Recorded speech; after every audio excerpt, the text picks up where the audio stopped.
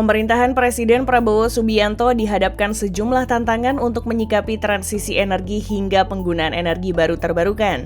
Di tengah semarak kampanye penggunaan EBT, nyatanya bauran energi Indonesia masih didominasi batu bara di tengah upaya transisi energi dengan memanfaatkan sumber energi baru terbarukan. Tercatat, bauran energi didominasi oleh sumber energi batu bara yang mencapai 39,48% per semester 1 2024. Tenaga ahli Menteri ESDM bidang percepatan infrastruktur migas Angga Wira mengakui bahwa Indonesia dihadapkan tantangan memenuhi ketahanan energi. Saat ini, ketergantungan impor BBM dan LPG masih tinggi, sementara Presiden Prabowo memiliki target swasembada energi. Jadi menurut saya di sisi yang tadi transisinya kita harus perhatiin ketahanan, di sisi EBT-nya ya kita memang harus progresif. Progresif dalam konteks bagaimana kita bisa mengoptimalkan sumber daya yang kita miliki. Misalnya tadi panas bumi, air itu benar-benar sebenarnya kita punya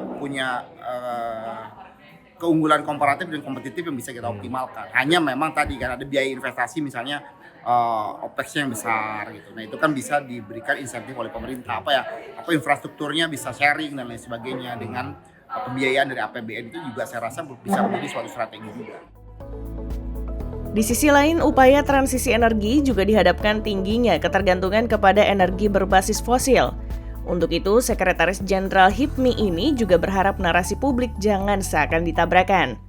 Artinya memang kita dorong bioenergi ya, karena kan bicara tadi kan belum diskusi juga mengenai biofuel misalnya. Kita kan kaya sawit dan lain sebagainya, padahal itu kan salah satu penunjang.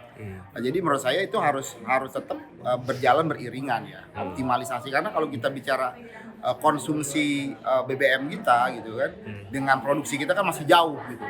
Kalau misalnya dibiarkan kan tergantungan kita nggak pernah ada investasi lagi untuk eksplorasi, ya disparitas kita terhadap impornya makin tinggi. Nah, beban APBN juga semakin berat. Jadi tetap kita juga harus berinvestasi di hulu migas misalnya ya, dan juga misalnya di batu bara harus bisa dioptimalisasi tadi dengan hilirisasi.